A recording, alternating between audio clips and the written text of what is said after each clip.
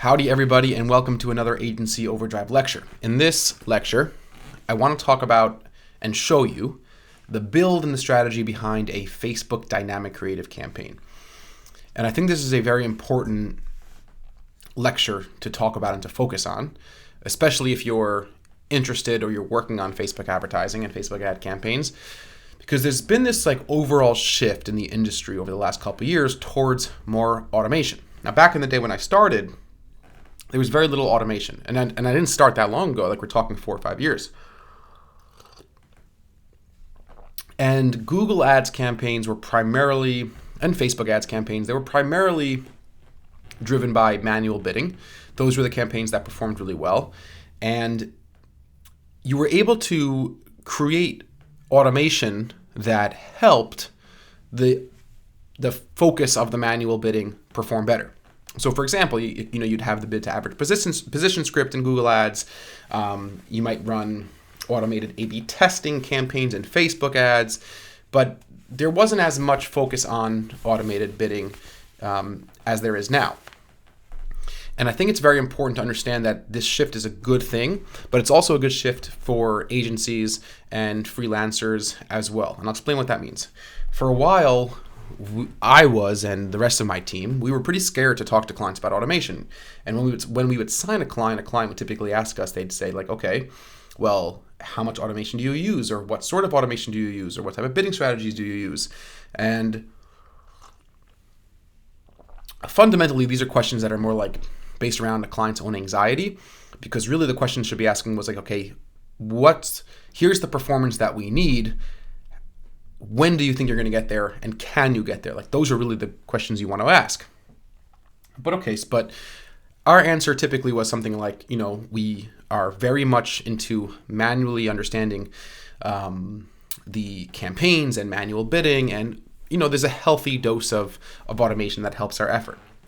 And now we tell clients that no, we're going to be using and testing, target CPA bidding and campaign budget optimizer in Facebook and dynamic creative in Facebook. And it's natural to feel a fear of getting some sort of pushback from clients on that, because okay, well, if you're setting up all this automation, what good are you?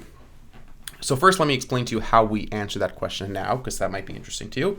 What we basically tell our clients is, listen, Google and Facebook and these artificial intelligence systems are going to do a lot better job than any human ever can to determine the exact right bid at the right time, which ad variation should be shown, and all these different data points. But our job is to work on the creative. Our job is to feed the system the best possible data, and that's not easy, right? Writing good ads, designing good ads, figuring out how to incorporate all the principles of persuasion into your copy, into your image assets, into your video, creating the video, testing different audiences, testing different targeting parameters against each other, right? All those different things. And that's where the work has sort of shifted. It used to be that an equal amount of work, or even more work, was put into the individual settings of a campaign, whether it be day parting, scheduling certain times, picking, do you want to advertise to different genders and how much you should pay, and bid adjustments.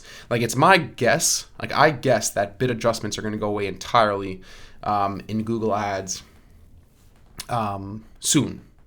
There was no notice of that, but I think that that's going to happen. It's just my sense of where the industry is going.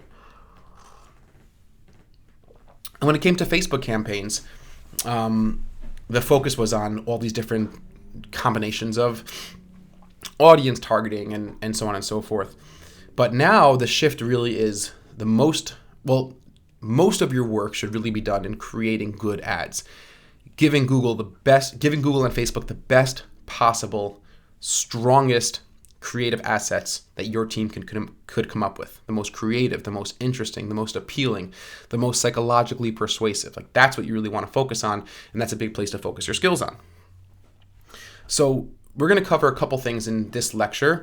We're going to talk about dynamic creative, why that's really important, what it actually is, what it's actually doing. We're going to talk about the pixel a little bit. We'll talk about lookalike audiences a little bit, but the main focus is on choosing the best types of campaign objectives and building a campaign and then duplicating a bunch of different ad sets to test some different targeting. And my company we manage well into the seven figures of Facebook advertising budget. And it's interesting, like I wasn't always the Facebook guy at the company. I was always the Google guy. I was always very much more into learning about Google ads and testing Google ads. And I was really the one called on most frequently to try and solve difficult Google ads, or it was AdWords related questions and problems. And although we were signing a lot of clients that we were advertising for them on Facebook, like I wasn't as involved in that process. So it was only over the last probably 6 months to a year that, well, of course, Facebook wasn't foreign to me. Like I knew how to get around a Facebook campaign. I set up plenty of campaigns and ad sets and video ads and dynamic creative ads for clients in the past, but like it wasn't like my real bread and butter. But over the last 6 months to a year, I've been really focusing on it a lot more. But aside from running and setting up some new campaigns, we have a treasure trove of data to look at. We have all our clients that have been advertising on Facebook. We have millions of dollars of advertising, billions of impressions that we're able to analyze and extract like what we're learning from trends in Facebook's algorithms, what's working, what's not working. On top of that, we also have a Facebook rep that lets us know, different betas that are coming into play and different strategies and best practices from their end, which leads me to one last final point before we dive into actually creating a campaign, and that is working with a basic assumption, right? So there's this natural hesitancy to trust Facebook's bidding algorithms, for example. Like you might know, I want to choose where we should place the ads. I want to choose the maximum amount we should bid, and so on and so forth.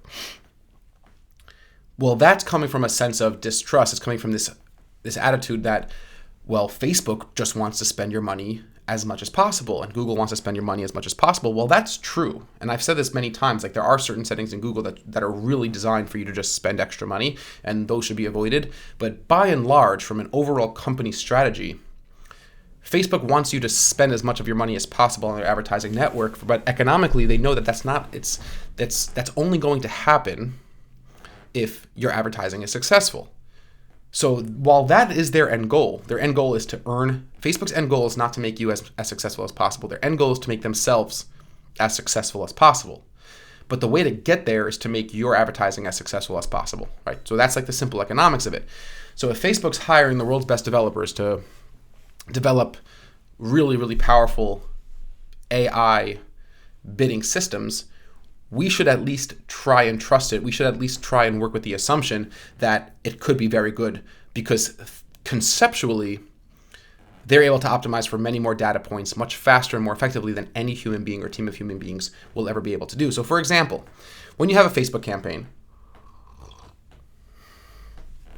there are these different levers and gears you could mess around with, right? So you could pick your locations, and you should. You could pick your languages. You could pick interests. You could pick in-market segments. You could pick lookalike audiences. You could pick remarketing audiences. You could optimize for conversions, or you could optimize for likes, or you could optimize for engagements, or you could run messenger campaigns. You could do all these things. You could say, I want my ads to only show up on the Facebook newsfeed, but not on Instagram stories, right? You could do all these things. But while you might have a handful of dimensions to play with and to bet on, and you could decide how much you want to bet on any of those combination of any of those dimensions, Facebook has a lot more, right? So they know where people have been. They know what people are buying. They know how much money people are spending. They know the last time somebody bought dog food and where they bought it from, and how long it took them to get home with that dog food in their car, right? So and this is not meant as a scary thing, right? They don't know your name. And this is true. Like it's all these data points are Facebook knows you as a user as an alphanumeric string, and they just associate all these other data points to them. So as a very brief example, let's say I'm running this, we're going to be creating a campaign today for a webinar campaign to get people to sign up for a webinar, which is a pretty common Facebook campaign type. So I hope that this is relevant for a lot of people. Now, my webinar was really running during the daytime hours because I assumed that people will be more likely to watch it then and whatever. But I decided that I would run my campaigns 24 hours. And as long as my conversion tracking is working, as long as I'm feeding Facebook the information when people are registering for the webinar, then that's all I need, right? That's my job. Facebook will decide when is the best time to spend my money based on who's going to register. Facebook knows. My decision was based on a broad generalization, which is probably true. Out of the entire population that I'll be targeting on Facebook, more of those people would be willing to watch a webinar during the 9 to 5 hours, right? But Facebook has the ability to individually bid on impressions at 10 o'clock at night because they might know that this specific person signs up for more webinars at 10 o'clock at night. I can't do that. So I would either have to make a decision that is suboptimal because my own personal decision making with the information I personally have available would be a decision made for the group as opposed to the individual. When you trust the automation systems, you're allowing Facebook to make decisions for the individual and not the group. So I think that's an interesting distinction, and it's a very, very important part of why you want to focus a lot more on automation. The reason why we're going to talk about dynamic creative today is because dynamic creative is the hallmark product that allows Facebook to optimize for that individual while at scale finding the best variations of advertising assets that have the greatest likelihood of working when they show those ads. Now, I want to also just make it clear that I'm not saying that you should stop optimizing campaigns. Your job is to get the ball rolling in the strongest possible way. So the work now shifts towards coming up with good creative, like better video, better images, better copy, and like that could keep a whole team busy all day long, right? That's really tough, difficult things. Your job is no longer to say, I want to bid $1 on this bid, 50 cents on this bid, a maximum of 30 cents for this placement. I don't want to show in Instagram stories, unless there's some very, very specific reason why you can't show in Instagram stories or whatever it is. But you don't want to be limiting based on generalizations anymore. So you want to start off with like, okay, there's nothing wrong with picking lookalike audiences because that's feeding the system very good information. There's nothing wrong with starting off with, this interest category. And we're going to do that. We're going to test those. And that's why you test multiple ad sets. So without any further delay, let us jump into Facebook. And we're going to start poking around and building out a campaign. So most of you are familiar with the Facebook ads dashboard. Here I am. This is ad sets for one campaign. I'm not going to give an overview of the Facebook ads dashboard here. I'm hoping a lot of the navigation throughout the dashboard will be familiar to you. And we're going to go and create a new campaign. This is going to be a similar campaign to a campaign that I'm currently running, but I want to build it from scratch because that'll give the best educational value, building it from scratch. But of course, you could always easily duplicate a campaign. So from the campaigns tab, I'm going to create a campaign. And here we are in this very, to me personally, overwhelming overview of what we're going to be doing here. And I think that Facebook's advertising back-end system is way too complex and way too overwhelming or way more overwhelming than it has to be. So just for example here. So just over here, I could choose an auction system or a reach and frequency system, and that just filters out the potential different types of marketing objectives that are available to me. So the auction canopy or the auction broader category has the most available amounts of options. So 99% of you are going to use two of these types of campaigns. So it's either messages, where you're sending people who click an ad to Facebook Messenger, or conversions, right? You want to optimize for conversions, or catalog sales.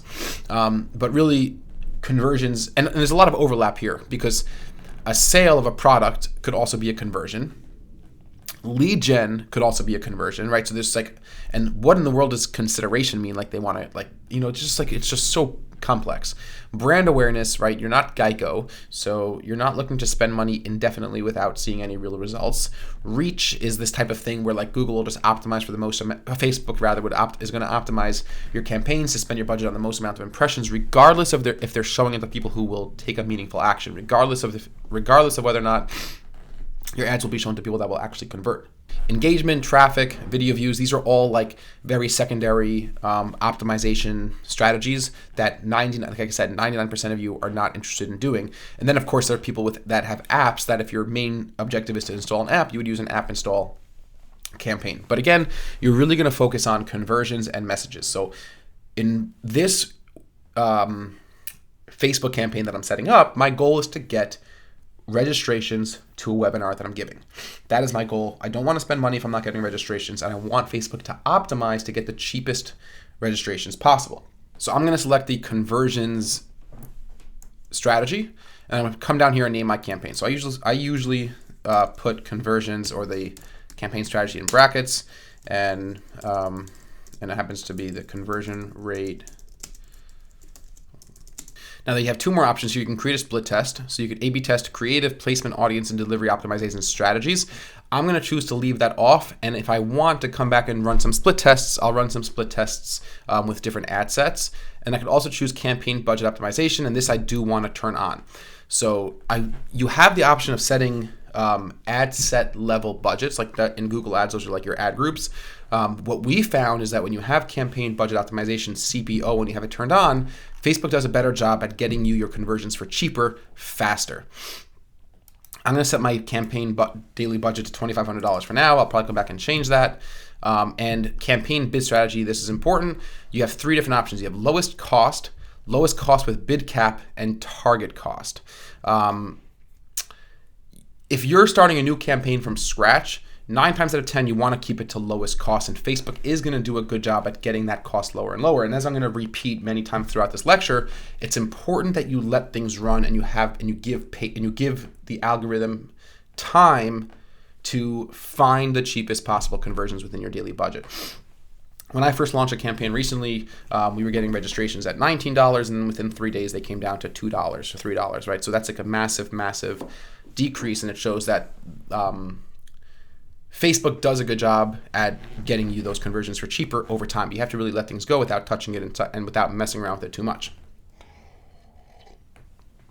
So I'm going to keep it on the lowest cost. Now, I'm just interested in running a test to see that if I select a target cost, and I'm going to have the option of at the ad set level, putting in the target cost per conversion. If I put in like 50 cents in there, like my goal is to get these registrations at, somewhere between $1 and $2.50. But if I put 50 cents in there with a high daily budget, what would happen? So I'm going to run a split test. I'll duplicate my campaign later. Once I'm done creating the campaign, I'll duplicate the campaign and I'm going to run a split test. But for now, I'm going to choose lowest cost. Once you've chosen lowest cost, Facebook lets you know that ad scheduling will be done at the ad set level. I'm not going to schedule my ads, delivery type standard, and once you click more options, you'll see that the accelerated option is not possible when you're using this type of bid strategy. So I'm going to click continue, and that's basically it. Like, this is a pretty simple page. You're just going to name your campaign something that you'll know what it is, and you'll choose your optimization option. If you're not sure, if your goal is to get conversions, always choose the conversion. So if you're looking to generate phone calls or form submissions or sales or whatever it may be, just choose the conversion optimization strategy. It's the one that works best. And don't bother trying to overthink which all these ones are. And maybe if you do the brand awareness, you'll end up getting more conversions. Like, I could just tell you from a lot of data, the conversions optimization strategy works best. So we're going to click continue. And now we're in the ad set creation. And again, you could have your ad set name, and there's a bunch of different ways to name your ad sets. Because I'm going to be doing the same age range and same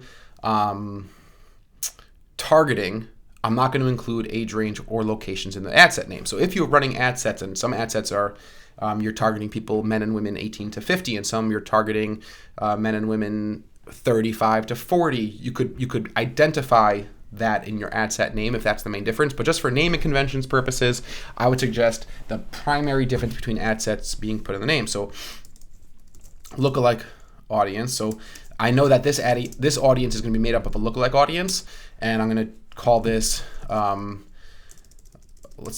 webinar So I have an audience that I'm going to upload it as a lookalike audience of people who attended my live webinar. I think I have around 12 or 1,300 of those. And I'm not going to go into detail as I do that because I do have another video in the Agency Overdrive membership that talks about lookalike audiences. So I'm just going to race through that. I'll probably speed up this video by about 20 times when I get to that part. Now Facebook asks you to set up your conversion pixel, like what action you want Facebook to be optimizing for. So by default, it's selected purchase. I already have tags set up on my pages. And again, this is not a video specifically about the pixel, so I'm not going to go super in depth about it, but I don't want to track purchases. What I want to do is track a completed registration, and it shows me with the green button that this is active and the last event was 3 hours ago. So I'm going to select completed registration, and you could only choose one conversion action to optimize off of. So I'm going to optimize off of completed registrations.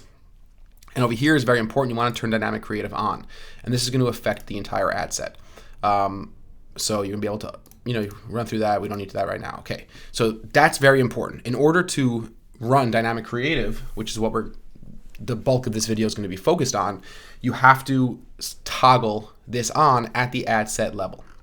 Now we go ahead and create our audience. And this is not super important right now because this could always be changed. We're not activating these campaigns yet, but I'm going to use a saved audience that I have here. And if I click into this box, I'll see the lookalike audiences that I've uploaded in the past. And if I scroll down, I see a list of all my previous lookalike audiences. So this one's going to be the LP webinar attendees. So I have 3 to 4%, 1 to 2%. And again, if you're interested in what these all mean, like the 1 to 2%, 4 to 5%, I encourage you to watch my video on lookalike audiences. I explain in detail what all these mean. So I'll take, I'll take this one for this one, and I'll take 1 to 2%, right? So that's a lot of people on these audiences. And I'm going to choose everyone in the United States. I'm also going to select Australia. I'm going to select United Kingdom. And that's probably it. I think I'm just going to do US, Australia, United Kingdom. And if you go down here, if you zoom out, you can sort of see worldwide what you've selected. I've tested a lot of Canadian traffic with these audiences before, and the CPAs were very expensive. I've tested Mexico. The CPAs were very, very low, but the engagement levels, the turnout rate to the webinar was very low as well. So I took out Mexico, and we could always add Mexico back in if I want to. But I'm actually thinking to recreate my funnel in Spanish, or to have at least Spanish captions on my videos and things like that, which would help. So for ages, I want to target anyone between the ages of, let's say, 18. I don't want to go, this is like, I probably want to do something like 18 to 45, I would say. And I'm going to do all, gender all, language English all, and detail targeting. Now, because this is just a lookalike audience, live webinar attendees, maybe I'll do, I could do 1 to 3% to signify which audiences that I've chosen, but I'm not going to do that for now. So I have a lookalike audience, and in my next ad set, once I start duplicating my ad sets, I'm going to do additional lookalike audiences, do a whole bunch of different cool things, but I'm not going to do anything with that right now.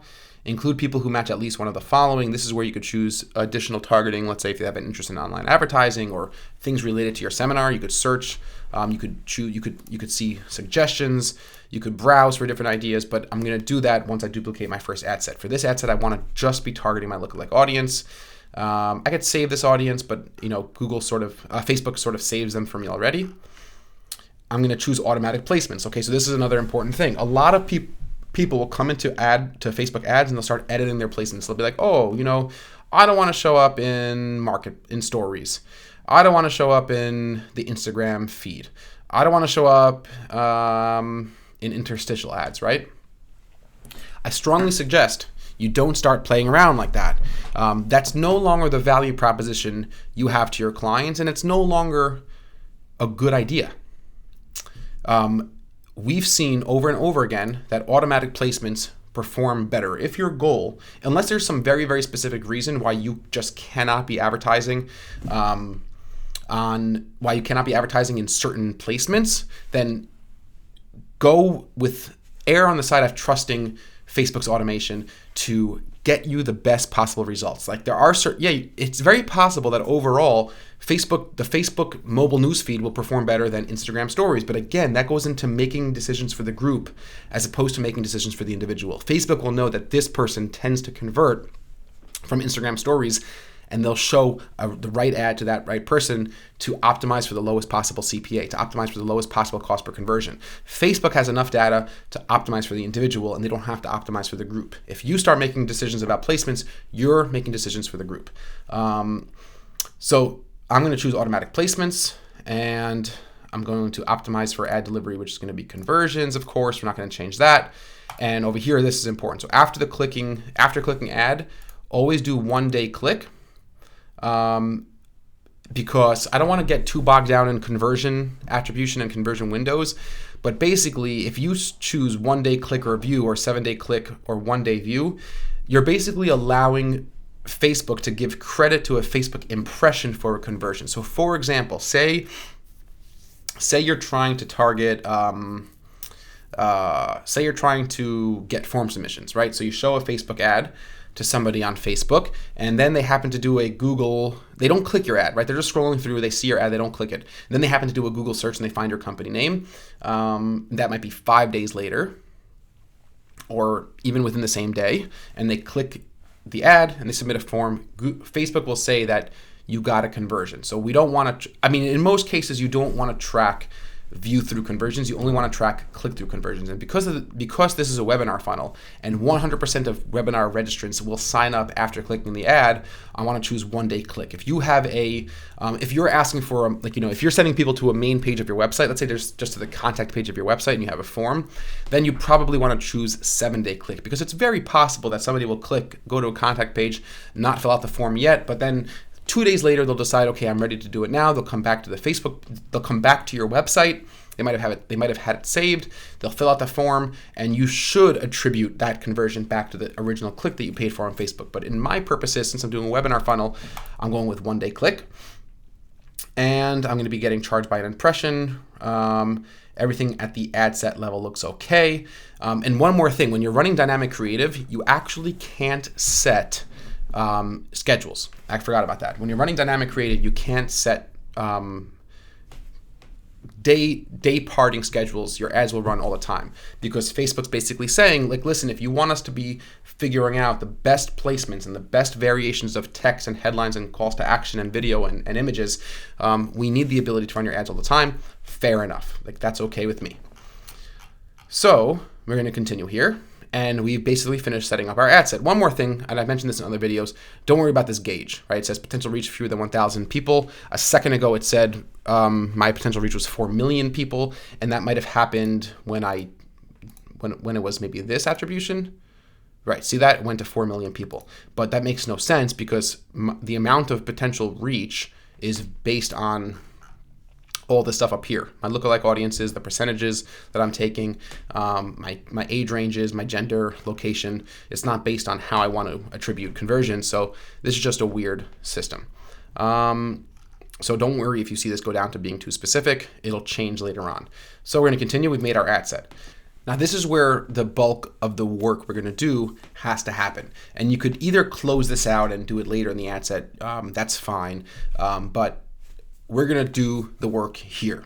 So my goal is to upload a few different videos, some images, and then have multiple different texts and headlines for Facebook to mix and match. And that's what's happening in Dynamic Creative. Facebook is taking multiple videos, multiple images, and they're going to mix image 1 with text 3, then they'll mix text 2 with video 4, or whatever it may be. And they're going to learn which combination of elements are working the best for which visitors.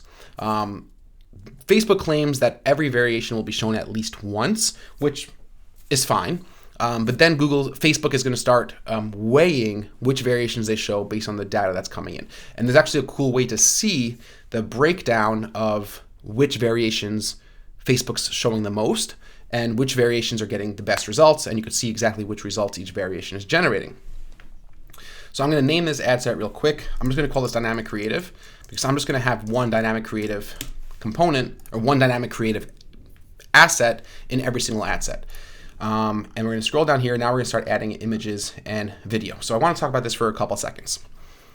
With video, there's a few different considerations. If you click over into this toggle, Facebook will give you some of these recommendations. So they recommend videos not longer than 15 seconds because 15-second videos get the most placements. With a video that's more than 15 seconds cannot be shown on Facebook stories or Instagram stories, and those are two pretty good placements. They also recommend vertical videos or videos in a 4:5 aspect ratio. So that's a consideration as well. But I also know that for the most interested people, long videos could work very well as well. So what I did was I have actually 3 different videos created. I have a 3-minute video, which is my long version. I'll pull that up here. So let's see, we have, this is the long version of the video. It's 3 minutes and 20 seconds long. It has some overlays. I'm talking about what they're going to get in the webinar, and I'm going to use that video. It's not in a vertical ratio. It's going to only show up in Facebook mobile news feeds and Facebook desktop news feeds and a couple other placements and the audience network. And then I have a short video, and then I have a short video that's tall. So I have a video. I did this on my iPhone this morning. It's 14 seconds, and I recorded it real quick. I cleaned it up with a little bit, I made the lighting a little bit better in Final Cut Pro. And more importantly for this one, and I also have a short version that's in a horizontal ratio that's also 14 seconds. So I have 2 short videos and I have 1 long video, and I have captions made, okay? So if you go to rev.com, Rev.com is really, really, really good. It's super cheap. It's $1 a minute for captions. My orders come back within 20 minutes, super fast. You could download the videos. If you have videos uploaded into YouTube or into Vimeo, they could pull those videos directly from your account and deliver them back into your account with the captions in there. So you have to really design for sound off with Facebook, because a lot of people will be scrolling through their feed at work or wherever they are, and they're not, their volume isn't on. So you want to have captions in the video. It's really worth the time, and sort of what I'm focusing on here. I run Adventure Media all day, so I'm not working on this stuff full time, but I really took the time over the last 2 days to make sure I had good video assets, I had my captions, I have good copy ready to go, and those things are important, because once you launch your dynamic creative, you don't want to touch it, right? You want to give Facebook the best that you have, and you don't want to touch anything. So just to recap, make sure you have your captions. So design your videos for sound off. Make sure you have a mixture of videos and images, because videos tend to work much better in certain placements. I would definitely spend the extra time in creating a aspect ratio tall video that's 4 or 5 aspect ratio. It's very easy to do that if you shoot the video on a phone, and you could create really, really high quality videos from your phone nowadays. And there's a bunch of these really cool apps. And also have 2 different video variations, one that's 15 seconds or shorter, and one that could be longer than 15 seconds if you have more to say. And then you're really giving Facebook a lot of options to play around with. Regarding images, Facebook recommends that you don't add images with text overlaid. And there's a couple reasons why they do that. One is they just want to keep the experience clean. They want the image to be an image and not be text. And Facebook actually doesn't allow you to show doesn't allow you to upload an image that has more than 20% of the image covered in text. But also, Facebook wants the ability to overlay their own text, or text they take from your headline or your description, and put that on top of an image. And fair enough. So what I'm going to do is I'm going to upload a couple of what I think are my best images that have text overlaid, and then I'm going to upload a few images that don't have any text overlaid and see which ones perform better. Again, my goal is to give Facebook the maximum amount of options to not hamper their automated strategies and the data that they're collecting and what they want to do to the greatest extent possible. I want to give them as many options as I can. So I want to give them the tall video, I want to give them the short video, I want to give them the long video, I want to give them images with text and images without text. And you want to really spend the time on getting this right for one ad set. because as we duplicate ad sets, we're going to be using the exact same dynamic creative. We're just going to change the different targeting methods of those different ad sets to see if we could jumpstart one of the ad sets with better performance. So I'm going to go now and start uploading my assets, my images, and my videos, but I'm not going to make you sit through this all while I do it because it takes a little bit of time. Okay, so I've uploaded a few of my assets. I've uploaded a couple images, and I've uploaded a couple of videos, and I'm running into a couple little glitchy things. So one is the ability to add captions, which for some reason from this creation menu, it's not letting me do. Facebook's not letting me do that. The second glitch is this weird thing you'll see with Facebook sometimes when you're creating dynamic creative campaigns, where you'll either be able to toggle between images or video slideshow. And if you hover over video slideshow, you'll see this notification warning that says you'll lose your changes. If I upload videos, it says you could use images or videos, but not both. So this actually has been changed. With dynamic creative campaigns, you could upload both videos and images, and Google will rotate them. If I'm sorry, I keep saying Google. Facebook will rotate them. But for some reason, I'm seeing this older version of this menu where it's allowing me to upload images or video slideshow separately. So what I'm going to try to do is I'm going to quickly basically exit out of this creation screen, and I'm going to try to make more edits from the actual campaign ads manager backend. But I first want to try to click switch to quick creation and see if that helps me.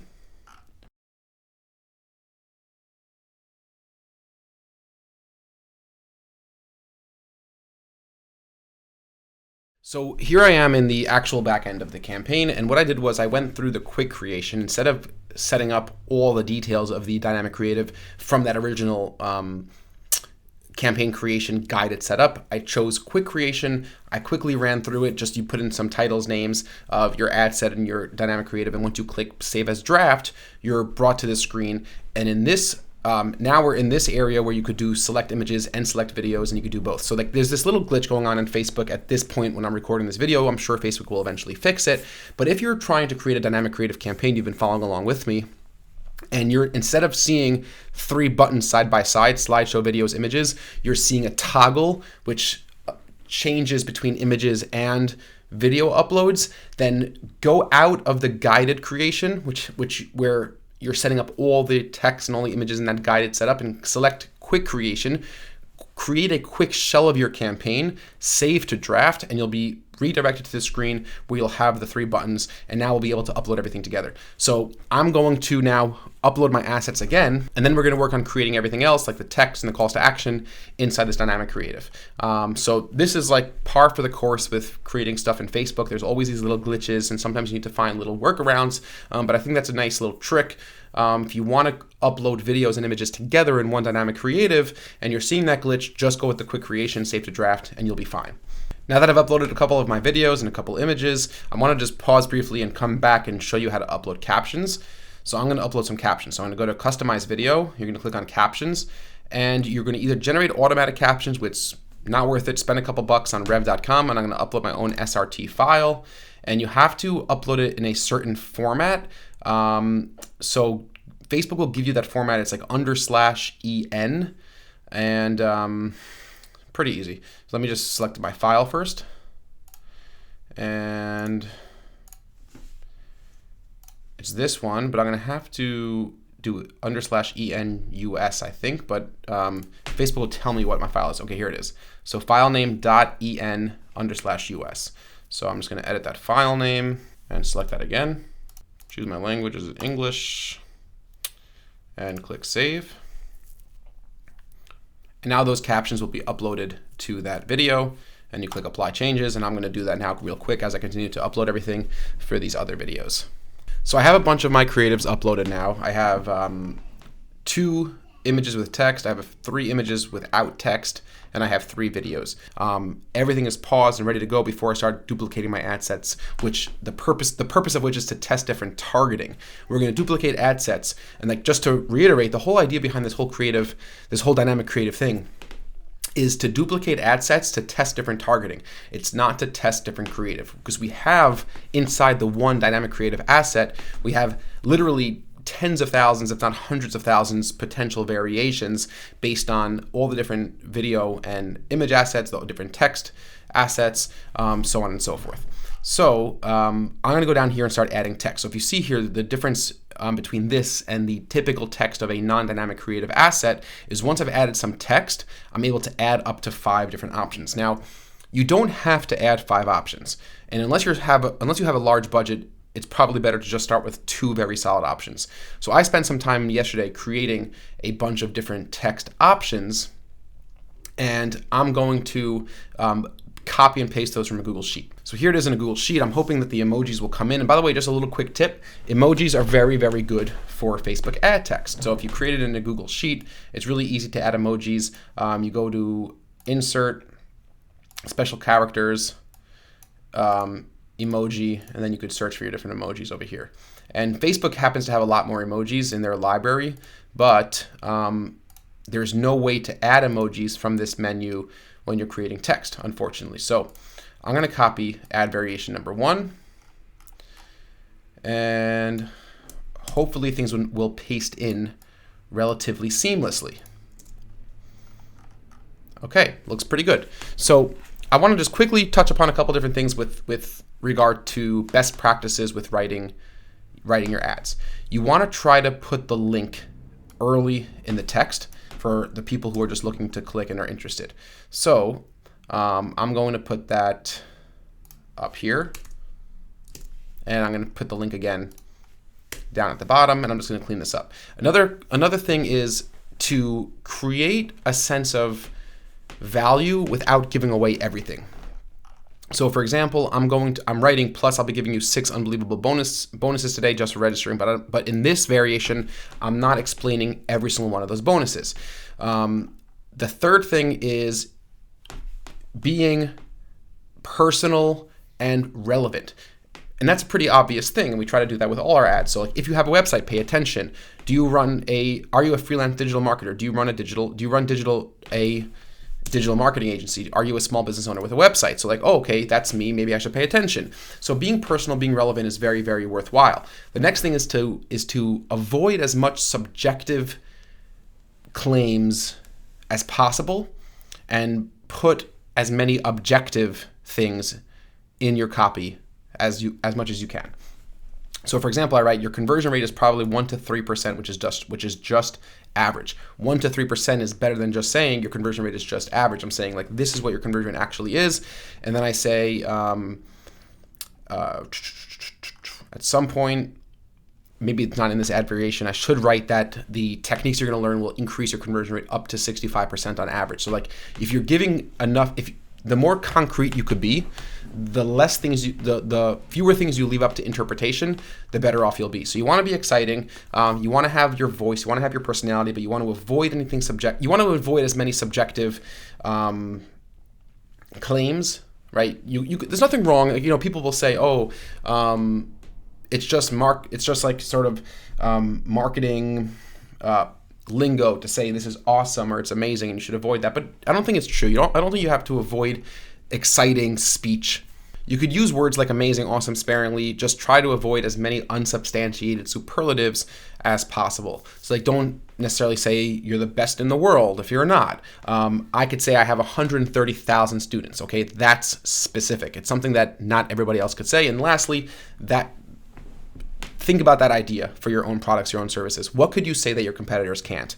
And I know that your competitors can technically say it. They could lie about it. But what could you say that's true that your competitors can't say and be truthful? And that is a very, very strong strategy for incorporating your copy. Lastly, I've talked about this a lot in other lectures, embrace long-form copy. Facebook is one of these beautiful advertising platforms that allows you to write in long format copy. Use that. Especially if you're doing dynamic creative, test a long-form copy versus a short-form copy. I'm a very, very big advocate of long-form copy. I've seen it work in many, many different situations, beating out short-form copy, but there's nothing wrong with testing. I'm even a bigger advocate of testing. Okay, so there's always exceptions to every rule, and dynamic creative is an awesome opportunity to prove that. So I'm just going to read through this real quick, and that's basically what's going on here. So I'm just going to show you if we add another text. I'm going to go back to my doc, paste that in, and I'm going to just speed this up as I proofread everything before I go into it, and we'll take it from there. Okay, so we're back. I've uploaded 5 different text variations, and again, spend time on this. Don't rush through this process because you're going to be able to build out huge campaigns with multiple ad sets, but you don't want to have to go back and redo your ad. I proofread all of them. I'm not saying that there's no grammatical errors at all, but I did a pretty good job just skimming through, making sure everything looks clean, and that the main message I want to give off is in there. So to preview different variations, you have this right side box over here, and you could choose the different formats. So I could see a Facebook in-stream video, stream, or instant articles, and all these different variations, but it's only showing me one of the images. So if I want to see a different image or different video variation preview, I could click view more variations, and down here I could change which text I want to see, and I could change which image or video I want to see. So let's say I want to see my tall video, and I want to see it in, let's say, an Instagram story. And there it is, and you could actually see my captions showing up over there. And there's the Learn More button, and we're going to change some of those. We'll test a couple of different call to action buttons. But this is a really cool tool to preview ad variations. If you want to actually see what this ad looks like inside Facebook, you click this little button over here next to Ad Preview, and you send notification to Facebook, and you're going to get a message that preview notification could not be sent to mobile device. This is another one of those. Little things, or the little glitches in Facebook. But if I open up my Facebook app right here, I'm going to get a notification, which I did, and it says your ad is ready to preview. And if I click that notification, it shows me a preview of the ad inside my Facebook feed. So that's pretty cool also. I like to do that. It's just a habit of mine. I always like to see what people will actually experience when they see different versions of the ads I'm creating. So I haven't created my slideshow yet. Again, I'm going to go through everything, save it out, and then try to come back into it and edit it before it's live, of course. But there's a few more things we could add as tests. And just, again, to reiterate, you don't have to have 5 text variations. My 5 text variations are all relatively similar. They just sort of start off with a little bit of a different thing. But I explained the essential components, clarity, etc.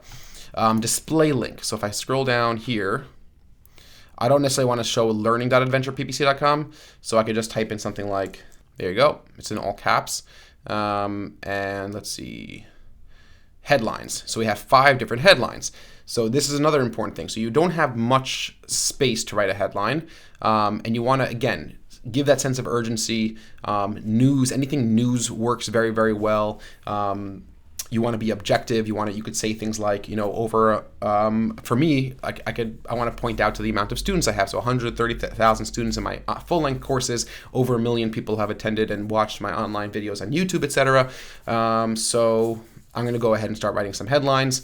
So first off, let's say maybe we'll do like new workshop.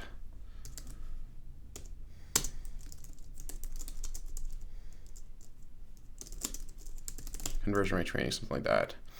And I want to make sure that at least I want to show, let's see, a mobile, because mobile newsfeed is probably where you're going to be getting the maximum amount of traffic. And you want to make sure that the entire headline is showing up. All right, so I'll add another one. You have up to 5 headlines. So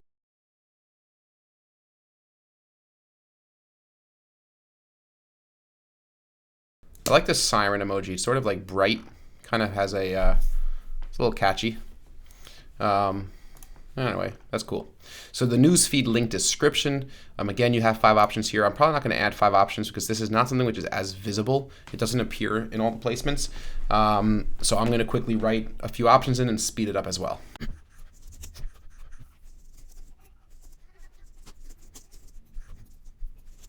So I've added some emojis into the newsfeed link description anyway, because why not? I'm going to do 4 over here. And then the call to action you could also test. So learn more is a good one. Sign up is not bad. I don't know, learn more and sign up seem to be enough.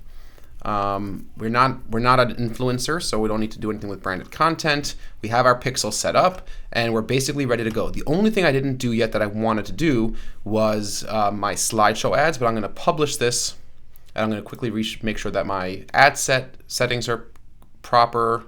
All right, so now that we've published the campaign, I want to go out here and I want to make sure that this campaign is actually paused until I'm sure I want to launch it. I want the fire truck on Amazon. You want to get a fire truck from Amazon? Yeah. Okay, later.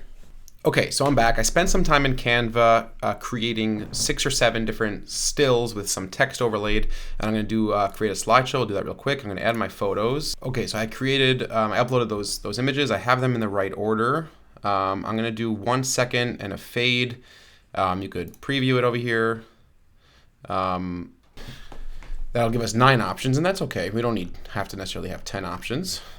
I'm going to give them 9. We'll give them a slideshow. And this just sort of goes on the theme of like, you want to give Facebook everything that you can to allow them to give you, to test the maximum amount of variation. So that's just an overall good practice. Now, you might be thinking that you've seen like on Instagram stories, the video says, hey, Instagram, and swipe up, because that's like what you do on Instagram stories, which means that advertisers are creating custom ad content for Instagram. They're using edit placements, they're deselecting everything else, and they're selecting just to show ads on Instagram.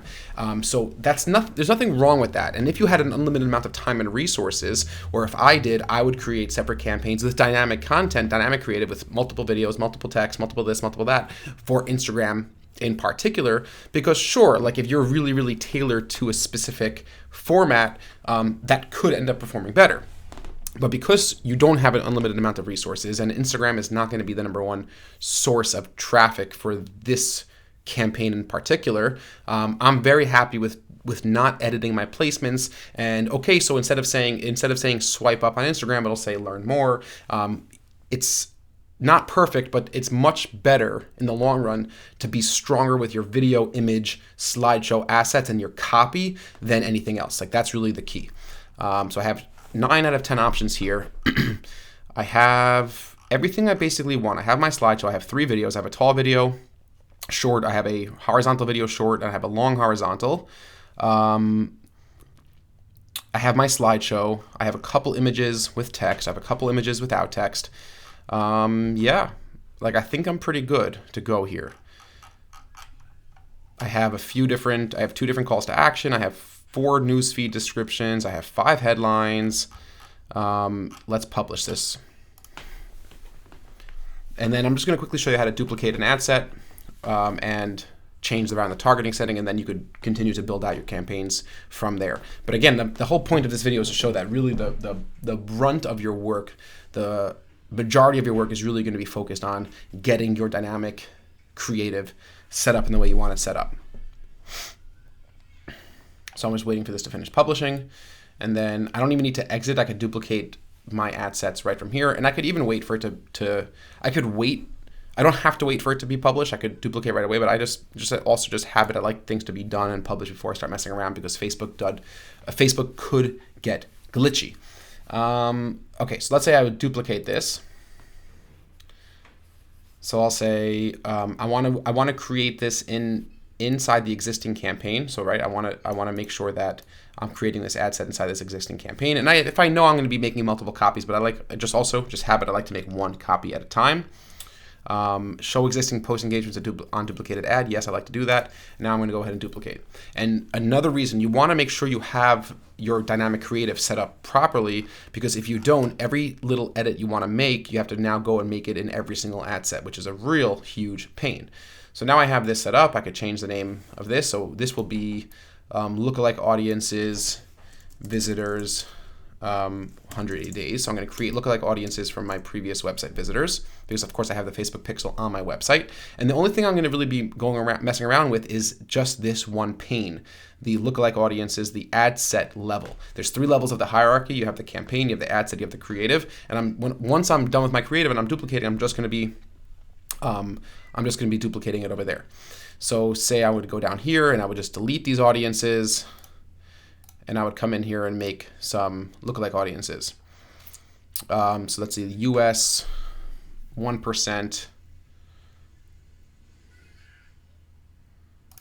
180 days of my web traffic, same targeting, same everything else. I'm just changing that around. Okay. I'm going to publish that, and I can keep on going on and creating. And I'm just going to show you one quick example of me duplicating an ad set and choosing an interest category. So again, inside see, this is what happens when these things happen. Okay, existing campaign. I'm just going to cancel this out. Now it's published. Duplicate. inside my existing campaign. Actually, what I want to do is probably, okay, so I'm going to add this.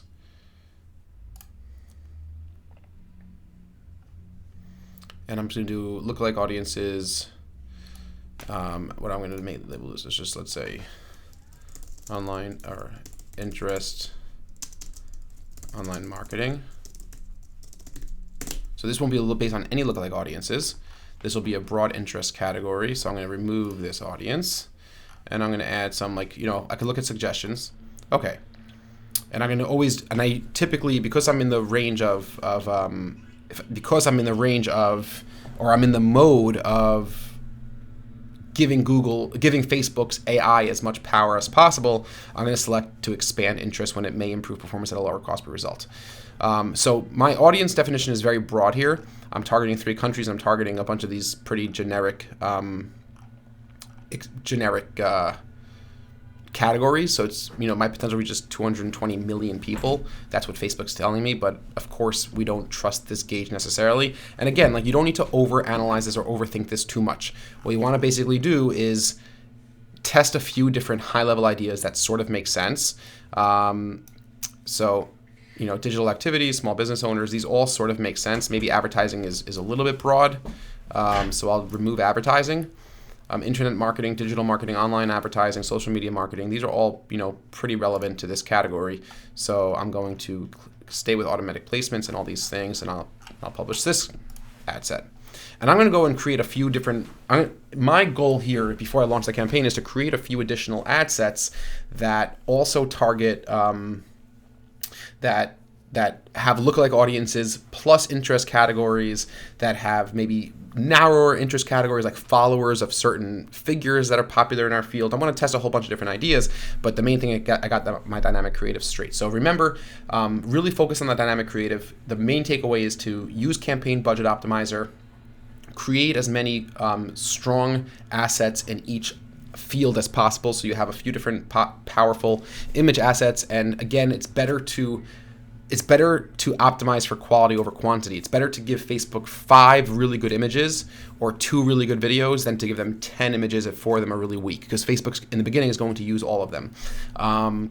So use those. So make sure to have good headlines, spend time on your text, spend time on your images and videos, look up and keep an eye out for the video specifications, the 4:5 aspect ratio for stories, Instagram stories, Facebook stories, less than 15 seconds for those same placements as well. Nothing wrong with a longer video. Make sure you have your captions in there. Use Campaign Budget Optimizer, and make sure you spend time with your copy. Embrace long form copy. There's nothing wrong with that. That little trick we found out, 2 little tricks we found out. One is that you could put emojis in the newsfeed description and in the headline of an ad on Facebook. And also, if you're not able, if you get stuck in that radio button interface where you could either choose video or images, get out of the guided creation, go into the quick creation, and then you'll have the 3 buttons where you could click slideshow, videos, or image. That's basically it. I strongly encourage you guys to try dynamic creative campaigns. We're running Facebook campaigns for many clients, many universities actually. We have a whole bunch of big universities with big budgets that we run Facebook advertising campaigns for, and the dynamic creative campaigns are the best performing campaigns for basically all of those clients. So it's not rocket science. It's just you have to put the work in. Like, you know, you could see it takes time, it takes effort, it takes energy, and then you don't touch it. Let it run for at least 4 or 5 days without touching the Facebook campaigns. Just lastly, okay, we're gonna go eat now. Just lastly, before we sign off, your daily budget should be at least 10 times the amount you're willing to pay for a conversion. So if you're willing to pay $10 for a conversion, your daily budget should be at least $100. That's information that we've gotten from our Facebook reps. We've implemented that best practice, and we've seen it have positive results. So 10x what you're willing to pay for a conversion, whether that be a registration or a sale, whatever you're tracking as a conversion, that should be your daily budget at a minimum. So thank you guys very much for checking out this lecture. I really appreciate it. I hope it was insightful. I hope it's practical. I hope you see unbelievably good results from your Facebook campaigns. Leave me some feedback in the comments. Let me know what you guys are doing with Dynamic Creative. I'd love to see. I'd love to check it out. I will see you guys soon in the very next lecture.